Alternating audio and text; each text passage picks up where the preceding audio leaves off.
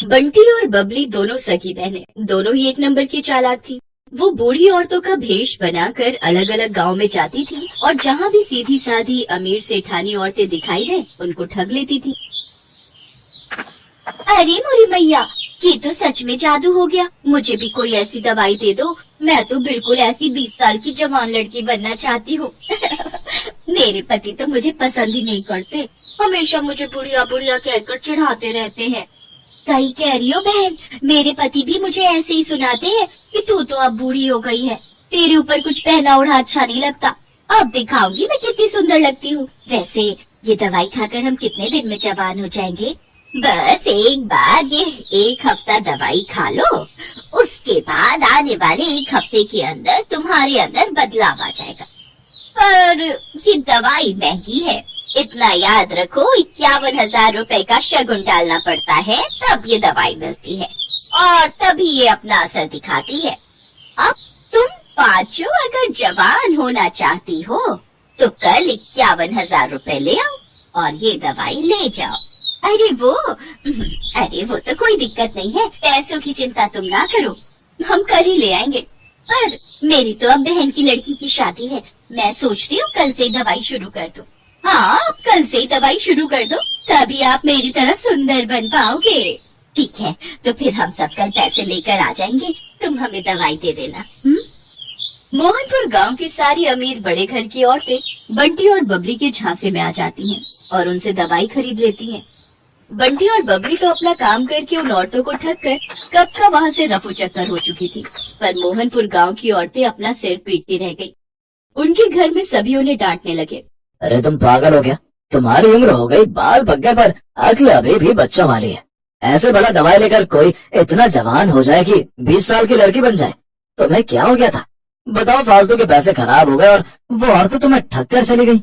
अरे मुझे अकेली को क्यों डांट रहे हो? सब किया धरा उस सुशीला का है, वही मुझे उन औरतों के पास ले गई थी। पर मुझे अभी तक समझ में नहीं आ रहा है कि उनमें से एक बूढ़ी दादी और वो उसकी पोती, क्या जो हमें पागल बना रही थी वो दादी पोती है क्या? तुम यहाँ अपना गणित लगाती रहो और वो दोनों राम जाने किसी और को लूट रही होंगी। बिल्कुल सही। बंटी और बबली अब सीतापुर गांव में पहुंच चुकी थी।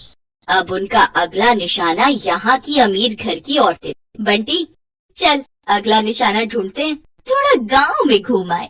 ठीक है, पहले इन सब का विश्वास भी तो जीतना होगा। अरे वो तो हमारे बाएं हाथ का खेल है। बंटी और बबली 2 बुढ़िया बनकर सीतापुर गांव में घूमने लगी। वो एक चौपाल के पास से गुजरी, वहाँ कुछ बड़े घर की औरतें बैठी हुई आपस में गप्पे मार रही थी। वो एक चौपाल के पास से गुजरी, वहाँ कुछ बड़े घर की औरतें बैठी हुई आपस में गप्पे मार रही थी। बंटी और बबली जानती थी कि ये सही मौका है। अरे लाजवंती, कितने दिन में मैं जवान हो जाऊंगी? दवाई की 5 खुराक तो मैंने खा ली है। सुमित्रा, तुझे सब्र नहीं है। मैंने तुझे कहा ना, तू देखना सुंदर लड़की में ना बदल जाए तो मेरा नाम बदल देना। मैंने भी वो दवाई शुरू कर दी है। अरे हम जैसी बहुत बूढ़ी औरतें उस दवाई को खाकर जवान हुई हैं। ये दोनों बुढ़िया औरतें गांव में नई दिखाई दे रही हैं, पर ये किस दवाई की बात कर रही हैं? जरा पूछ तो। अरे बहन जी, जरा रुकना, आपको इस गांव में पहली बार देखा है, आप ये किस दवाई की बात कर रहे हो? जी नमस्ते, हम दोनों तो बूढ़े से जवान होने की दवाई की बात कर रहे हैं। हम वो दवाई खा रहे हैं। अब बूढ़े शरीर से काम नहीं होता, उम्र हो चली है, शरीर कमजोर हो गया है। हमें किसी ने दवाई दी थी कि इसको खाने से हम बहुत जल्दी जवान लड़की बन जाएंगे, तो हम इसी बारे में बात कर रहे हैं।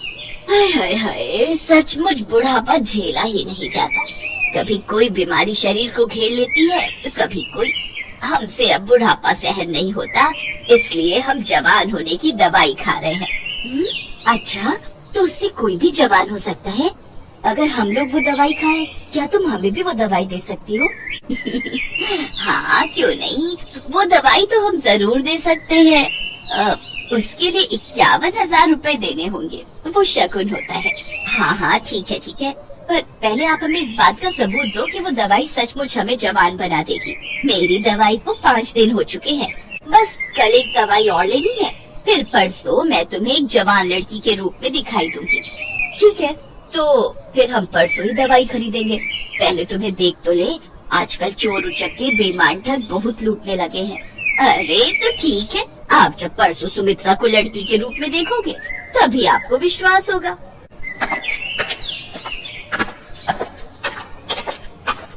यार बबली, अब कुछ दिनों के लिए बाहर घूमने चलेंगे, बस ये थोड़े और पैसे आ जाए। बहुत थक गई हूँ मैं ये बुढ़िया बन बनकर। ठीक है, बस ये काम हो जाए, फिर इस बार हम लंबी छुट्टियों पर चलेंगे। बंटी और बबली इस बार बहुत खुश थी क्योंकि उनके पास इस बार बेईमानी के बहुत सारे पैसे जुड़ चुके थे।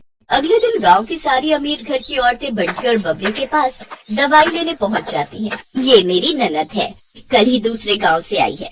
मैंने इसे भी आपके बारे में बताया तो ये बोल रही है कि इसे भी वो दवाई चाहिए जिससे आप बूढ़े से जवान हो जाओ। वैसे आपकी दूसरी साथी कहाँ है? क्या वो जवान हो गई?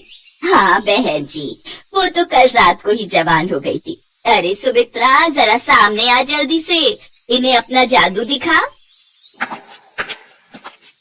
सब औरतें चौंक जाती हैं क्योंकि बबली अब एक लड़की के रूप में थी। तभी सेठानी की ननद बोली, क्या बात है, वैसे कितने दिन लगे आपको बुढ़िया से जवान होने में? मुझे तो 1 हफ्ता लगा था। वैसे अब दवाई में नया तरीका अपनाया गया है, आप सबको सिर्फ 2 दिन ही लगेंगे। अब आप जल्दी से ये पैसे जमा कर दो तो हम आपको दवाई दे दें। सेठानी की ननद कोई बूढ़ी औरत नहीं थी, बल्कि सेठानी की भतीजी ये सब नाटक कर रही थी, जो पिछली रात ही अपनी बुआ के घर रहने आई थी। जब सेठानी की भतीजी रीमा को ये बात पता चली तो उसे दाल में कुछ काला लगा, क्योंकि उसकी अपनी सहेली की माँ के साथ ऐसा हो चुका था और वो बदमाश औरतें कहीं नहीं मिल रही थी। बुआ जी, ये कोई बूढ़ी औरतें नहीं, ये 2 चालाक लड़कियां हैं। ये ठग हैं, गांव-गांव जाकर सबको बेवकूफ बनाती हैं और पैसे ठगती हैं। असल में इनका नाम बंटी और बबली है। पहले ये 2 बुढ़िया के रूप में गांव में जाती थी, फिर इनमें से एक अपने रूप में वापस आ जाती है। बस यही सारी औरतें धोखा खा जाती हैं। ये अपना मेकअप उतार देती है। अच्छा, ऐसी बात है, हम तो इनके जाल में फंसे ही जा रहे थे। अब तुम दोनों को यहाँ से कोई नहीं भागने देगा। रीमा बिटिया, जल्दी से चौधरी साहब को और बाकी गांव वालों को भी बुला लो, इन दोनों को पकड़ना बहुत जरूरी है। बबली, हमारी चालाकी हम पर भारी पड़ गई, अब तो हमें ये पुलिस के हवाले करके रहेंगे। तुम ठीक कह रही हो बहन, कोई बात नहीं, थोड़े दिन जेल की रोटी खा लेंगे। रीमा की समझदारी से बंटी और बबली, जो कि बहुत समय से लोगों को ठगने का काम कर रही थी, उन्हें पुलिस पकड़ लेती है और उन्हें जेल हो जाती है। दोनों को अपने किए की सजा मिल जाती है। बंटी और बबली दोनों को समझ आ गया था कि चोर कितना भी समझदार हो, कितना भी चालाक हो, पर एक न एक दिन उसे अपराध की सजा जरूर मिलती है।